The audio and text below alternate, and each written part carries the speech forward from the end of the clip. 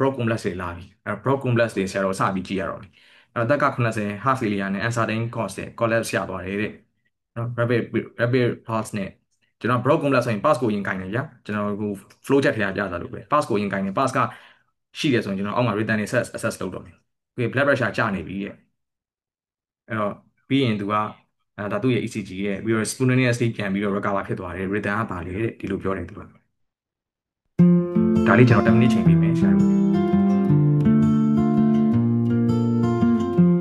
okay ကျွန်တော်10 minute တိုင်းမှာထားလိုက်မယ်နော်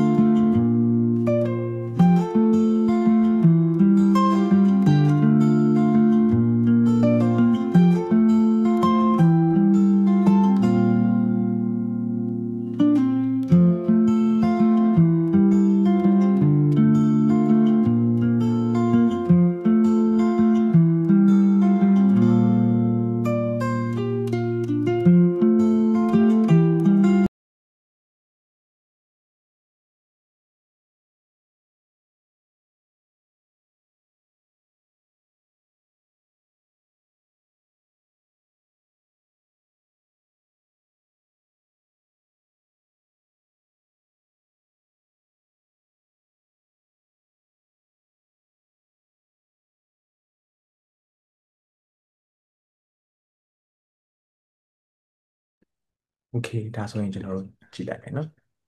ဒါဆိုရင် Hello ဆရာဟုတ်ဒီကဟိုဟိုအနေနဲ့ကျတော့ white complex ဖြစ်နေတယ်နောက်ပြီးတော့ white complex တက္ကီကာရီရဗျနောက်တစ်ခုကဟိုဆရာ V2 ရဲ့အောင်နာလေးမှာအဲ step step sign လာမသိဘူးအဲ့ခါလေး SD not S4 တော့မြင်နေရတယ်ဟုတ် Hello အဲ့ဒါကြာရှာဘာ sign လို့ခေါ်တော့အဲ့ S လေးတွေကဒါလေးတွေက Joseph Joseph sign ဟုတ်တယ်ဗျအဲ့ဒါဂျိုးဆက်ဆန်းဆိုင်ဗျဟုတ်တယ် Joseph sign နောက်တော့ဘာမြင်သေးလဲဗျဒီမှာဟုတ် ထပ်ပြီးကြည့်လိုက် Joseph ရှာ sign ကြည့်နော်နောက်တစ်ခုကဟိုအဲ white 2S complex ကတော်တော်လေး white ဖြစ်နေရတွေ့ရဗျဟုတ်ဟုတ်တယ်နောက်တစ်ခုကဟိုကတော့ကျွန်တော်တခြားတော့ဟို Bulgarian sign ရရှိမလားကျွန်တော်တခြားတော့မဒီကသိနာဆိုင်နဲ့ရှိတယ်ဟုတ်တယ် sign ရနေလို့ဝါနေရောလေဟုတ်ကဲ့ဒါဆိုတော့ဟို PT ပဲဖြစ်မယ်ဗျာ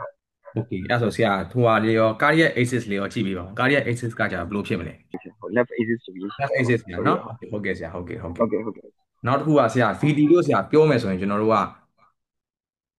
Brugada algorithm ဆိုပြီးကျွန်တော်တို့က၄ခုကြည့်တယ်ဗျအဲ့ဒါလေးဆရာမှတ်မိအောင်မလားမသိဘူးအဲ့၄ခုကဘာတွေဖြစ်မလဲဆရာ ဟုတ်ဟိုဒီ IS complex ကျွန်တော်ဟိုဒီ positive concordance negative concordance ကို concordance concordance ကိုကြည့်မယ်နော်ဆရာဟုတ်ကဲ့ concordance ရှိလားဆရာဒီမှာ concordance concordance ကဒီစီမှာ concordance ဆိုကျွန်တော်မတွေ့ဘူးဗျဟိုရှိနေရပေါ့ရှိနေတော့ဟောပေါ့ဆရာ 2S complex အပြည့်ရှိနေတယ်ပဲကျွန်တော်ဟုတ် US complex ရှိ concordance နေရ concordance မရှိဘူးပေါ့နော်ဟုတ်ကဲ့နောက်တစ်ခုဘာဆက် IS concordance interval IS IS interval ကိုစစ်ကြည့်ရမယ်ဗျ IS IS က interval မိုးတန်းလို့ဟုတ် IS ကတော့ကြိုက်ပါတယ် ဟုတ်ကဲ့ AV dissociation AV dissociation ဒီမှာတော့ကျွန်တော် T wave တွေတော့ကျွန်တော်သိချင်လို့မရဘူးဗျဟုတ်ကဲ့โอเคဆရာအဲ့ဒါနောက်ဆုံးတစ်ခုကကျတော့ဟိုပါပါတခြား morphology တွေရှား morphology ကြာဆရာပတ်တူနမုန်းနဲ့၃ခုထဲမှာဆရာဒီမှာမြင်လားပတ်တူနမုန်းနဲ့၃ခုက capture ပြီးရှိမယ် fusion ပြီးရှိမယ်ပြီးရင်နောက်တစ်ခုက AV dissociation ရှိမယ်ဒါတွေမြင်ရလားဆရာဒီပုံမှာ fusion ပြီး capture ပြီးရဆရာမြင်လားကျွန်တော်ဗီဒီယိုထဲမှာတော့ capture ပြီးရ fusion ပြီးရပြခဲ့ဘူးတယ်ဒီပုံမှာမြင်ရလားဆရာဆရာကြီးအဲ့ဒါ capture ပြီးပဲဆရာ normal ဖြစ်နေတာပေါ့နော်ဆရာဟုတ်အဲ့ဒါဆိုရင်ကျွန်တော်လိုချင်တဲ့ criteria ပြည့်သွားပြီပေါ့နော်အဲ့တော့ဟုတ်တယ်ဒီလူနာက VD ပဲအဲ့တော့ VD ဆိုရင်ကျွန်တော်တို့ကဒီဆရာနဲ့ကျွန်တော်ဆွေးနွေးခဲ့တဲ့အချက်တွေအကုန်ကြည့်ရမယ်ဆရာတို့ capture ပြီး fusion ပြီး AV dissociation အဲ့သုံးခုပြည့်တာနဲ့တစ်ခုခုကိုက်ရင်အဲ့ဒါ pathognomonic ပဲ VD ပဲနောက်တစ်ခုကဆရာပြောခဲ့တဲ့ခုနပြောတဲ့ broad very broad ဖြစ်တာတို့ပါတော့ကျွန်တော်160 140 millisecond နဲ့ဖြတ်တယ်ပေါ့လေဒီဘက်ကဒီ QRS complex ရဲ့ဒီအကျယ်ကိုပေါ့နော် width ကိုအဲ့လိုဖြတ်တယ်နောက်တစ်ခုကအခြားmorphology လေးဆိုင်ကြည့်မယ်ပေါ့လေဂျိုးဆက်ဆန်းဆိုင်တို့ Brugada ဆိုင်တို့ဒီမှာဆိုလို့ရှိရင်ဒီ S လေးတွေကဟုတ်တယ်ဂျိုးဆက်ဆန်းဆိုင်ကိုပြောချင်တာ အဲ့ဒါတွေကဒါဗီဒီယိုညွှန်ပြနေတဲ့လက္ခဏာတွေပေါ့လေနောက်တစ်ခုက RS interval ဆိုတာဒီ R နဲ့နော်ဒီ R wave နဲ့ S wave ရဲ့ထိပ်နဲ့နော်အဲ့နှစ်ခုရဲ့ interval ကိုကြည့်လိုက်ရင်ဆရာတို့ more than 100ဆိုတော့3ခွက်ပြည့်ရင်ကျွန်တော်ရပြီဆိုတော့ဒီပုံက3ခွက်ပြည့်တယ်ဆရာတို့နော်3ခွက်ပြည့်တယ်ဒီကနေဒီထိပ်ကနေစကြည့်မှာဒီထိဆိုတော့3ခွက်ပြည့်တယ်3ခွက်တောင်ကျော်သေးတယ်အဲ့တော့ဒါ100ထက်ကျော်တယ်ဆိုတော့ကျွန်တော်တို့ကဒီ Blue Gada sign ထဲမှာလည်းဝင်တယ်အဲ့တော့ဆရာတို့တခုခုဆိုရင် VD ဆိုရင်အဲ့ဒီ Blue Gada algorithm ကိုလိုက်ပါလိုက်ရင်းနဲ့အခြားဟာတွေကိုလည်းမလွတ်စေနဲ့ဒီလူနာဆိုလို့ရှိရင်ကျွန်တော်တို့ကအဲ့ဒီ fusion beat capture ပြီးပါလာတဲ့တင်ဆရာတို့ VD တန်းပြောလို့ရတယ်ဘာလို့လဲဆိုတော့အဲ့ဒါပတ်တိုနမုန်းနေဖြစ်နေလို့ပေါ့နော်ဒါဆိုကျွန်တော်ကြိုလိုက်တော့မယ်နော်အဲ broad complex ပါတယ်ဟုတ်တယ်တဲ့ ဟမ်P wave ကတော့မြင်လို့မသိဘူးပေါ့လေအဲ့တော့ axis က cardiac axis ကြည့်ရမယ် cardiac က left axis deviation ရှိတယ်ဟုတ်တယ်နော်အဲ့တော့ဘာလို့လဲဆိုတော့များသောအားဖြင့် VD တွေက focus ကဘယ်ကနေလာလဲဆိုတော့ left ventricle ကနေလာတာ left ventricle ကနေ focus ကအဲ့ဘက်ကနေပို့ပြီးတော့အားကောင်းတယ်ပေါ့လေအဲ့တော့ left axis မှာ deviation ရှိတယ်ပေါ့ဟုတ်ကဲ့နောက်တစ်ခုကဒီမှာဆိုလို့ရှိရင်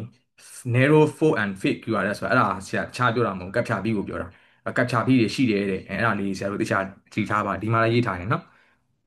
ဒီ the key is ကျွန်တော်ဒီနေ့ချိန်လိုက်မယ်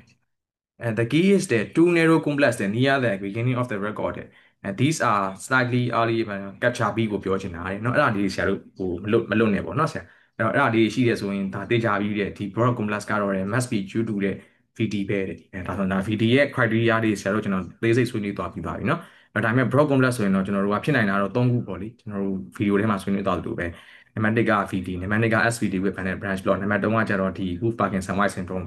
ဒါတွေကျွန်တော်တို့ကြည့်ရမယ်ပေါ့နော် Wolff Parkinson White syndrome ကတော့ तू ကအရင်တော့ record ကိုပြန်တောင်းကြည့်မှသိမှာပဲဒါမျိုးပြောတာပေါ့နော် Okay ဒါဆိုရင်ကျွန်တော်တို့ VD အကြောင်းကိုရပြီနောက်တစ်ခုတက်လိုက်တော့